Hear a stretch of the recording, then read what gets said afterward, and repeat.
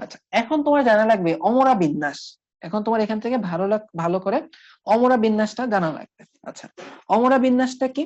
অমরা বিন্যাসের ক্ষেত্রে তোমার জানা লাগবে যে আমার ভেতরে অমরার মধ্যে ডিম্বক গুলা কিভাবে সাজানো আছে সেটাই হলো অমরা বিন্যাস।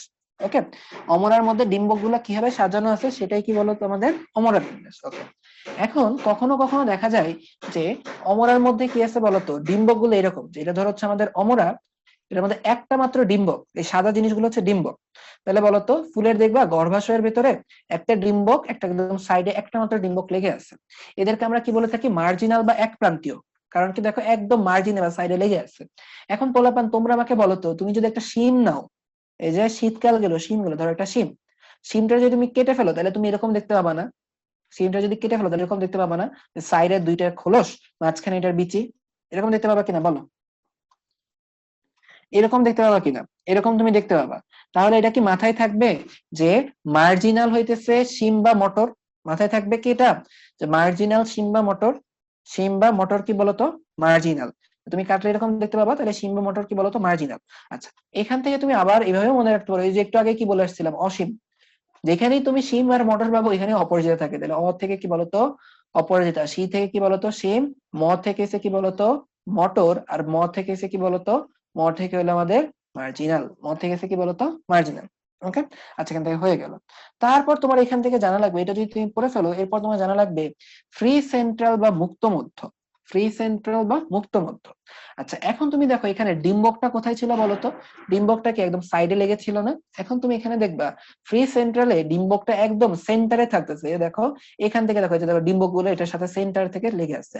এবং তুমি যদি খেয়াল করে দেখো এখানেও কিন্তু, এই যে পাশে দেখো আরেকটা ছবি আছে, এখানেও কিন্তু ডিম্বক গুলো সেন্টারে লেগে আছে। তো এগুলো এখানে দেখো বিভিন্ন রকমের প্রকোষ্ঠ আছে, বিভিন্ন রকমের চেম্বার আছে, ঘর আছে, ওয়াল আছে এদের মাঝখানে। তো এখানে দেখো এটা কিন্তু একদমই ফ্রি, এটার মাঝখানে কি নাই বলতো? কোনো রকমের প্রকোষ্ঠ বা চেম্বার নাই। তাই এটার নাম কি বলতো? এটার নাম হয়ে গেছে আমাদের ফ্রি সেন্ট্রাল। যে যে আমাদের একদম মাঝখান থেকে আসতেছে এবং ফ্রি, কোনো হইতেছে ভাগ বাটোয়ারা এটাতে নাই। এর নাম হয়েছে ফ্রি সেন্ট্রাল বা মুক্ত মধ্য। তাইলে তুমি এটা হয়েছে, তুমি কি মনে রাখবা? এটা তুমি এভাবে মনে রাখবা, ফ্রি সেন্ট্রালতে এভাবে মনে রাখবা, তানিয়ার কাছে, তানিয়ার কাছে শাক ফ্রি। তানিয়ার কাছে কি বলতো? শাক ফ্রি। তানিয়া থেকে কি মনে রাখবা? ত থেকে তুত বা তুতে। নিয়া থেকে কি আছে বলতো? দুইটা নিয়া, নুনিয়া শাক, আর কি আছে বলতো? হয়েছে আমাদের ধুনিয়া শাক। নুনিয়া আর ধুনিয়া। আচ্ছা, থানিয়া দিব? আচ্ছা থানিয়া, আচ্ছা থানিয়া দিব না, যাও। তোমরা লিখো যে থানিয়া, তাইলেই হবে। তাহলে তানিয়ার কাছে শাক ফ্রি, নুনিয়া আর ধুনিয়া। আর ফ্রি থেকে হচ্ছে কি বলতো? ফ্রি থেকে তো তোমরা জানোই এটা হচ্ছে কি ফ্রি সেন্ট্রাল বা মুক্ত মধ্য। ওকে, আচ্ছা, ফ্রি সেন্ট্রাল বা মুক্ত মধ্য এখান থেকে চলে গেল। আচ্ছা, এরপরে তুমি চলে আসো তো, এরপরে তুমি এখান থেকে চলে আসো আমাদের এক্সাইল। তাহলে বলতো ফ্রি সেন্ট্রাল আর এক্সাইলের মাঝখানে মেইন ডিফারেন্সটা কি? ফ্রি সেন্ট্রালে কোনো পার্টিশন নাই, কোনো প্রকোষ্ঠ নাই। এক্সাইলে কি আছে বলতো? এই যে দেখো এক্সাইলে কি আছে? পার্টিশন আছে বা প্রকোষ্ঠ আছে। এখানে কি আছে বলতো? পার্সি হ্যাঁ, এখানে আছে বলো পার্টিশন বা প্রকোষ্ঠ আছে। আচ্ছা, তাহলে এক্সাইলের এক্সাম্পল কি আছে বলতো? এক্সাম্পল কি আছে? জবা। কিভাবে মনে রাখবা? মনে রাখবো হচ্ছে যক্ষা। আচ্ছা, যজ্ঞা লিখে ফেলতেছি, দাঁড়াও যক্ষা লিখি। মনে রাখবো হচ্ছে যক্ষা। জবারে যক্ষা বানিয়ে ফেললাম। আচ্ছা, তাহলে দেখো তো, জ থেকে জবা, আর খা থেকে কি বলতো? এক্সাইল বা অক্ষীয়। আচ্ছা, তারপর তুমি এখান থেকে চলে আসো, আমরা এর পরে যেটা দেখবো, এখন এতক্ষণ ধরে কি দেখছিলাম বলতো? আমরা দেখতেছিলাম যে ফ্রি সেন্ট্রাল বা মুক্ত আমাদের এক্সাইল তো মাঝখান থেকে আসে। এরপরে আমরা কি দেখবো বলতো? এখন দেখবো প্যারাইটাল। প্যারাইটাল কোত্থেকে আসে বলতো? সাইড থেকে। প্যারাইটাল কোত্থেকে আসে বলতো? প্যারাইটাল কিন্তু আসবে সাইড থেকে। আচ্ছা, এই দেখো যে সাইড থেকে প্যারাইটাল আসতেছে। ওকে, আচ্ছা, এখান থেকে যদি হইতেছে প্যারাইটাল যদি সাইড থেকে আসে, উম আচ্ছা, এখন প্যারাইটাল থেকে তোমার কি মাথায় রাখা লাগবে? প্যারাইটাল থেকে মাথায় রাখা লাগবে, তোমরা শশা কাটছো কিনা বলো তো? বলো বলো, শশা কাটছো? শশার মধ্যে দেখো না, শশার বীজগুলো এরকম থাকে, শশা কাটলে এরকম গোল একটা পিস হয়। তারপরে যে এরকম তিনটা ভাগ হয়, এই তিনটা ভাগের এই সাইড গুলা থেকে যে শশার বিচি গুলা বের হয়ে থাকে, খেয়াল আছে? এই যে সাইড গুলা থেকে এদের বিচি গুলা বের হয়ে থাকে, খেয়াল আছে তোমাদের? হ্যাঁ আছে। তুমি দেখবা শশাতে এরকম হয়। তারপর দেখবা কুমড়াতেও কিন্তু, বা লাউ, এটাতেও কিন্তু সেম জিনিস হয়। এটা লাউ বা তুমি কুমড়া কাটবা, দেখবে এদের সাইড থেকে বিচিগুলা ঝুলে থাকে না? বলো, এদের সাইড থেকে বিচি বা বীজগুলা ঝুলে থাকে না? তাহলে এইগুলা কি ছন্দ দিয়ে মনে রাখা লাগবে? এমনি এমনি মনে রাখতে পারবো না, বলতো? এগুলা যে সাইড থেকে ঝুলে থাকে, এটা এমনি মনে রাখবে না?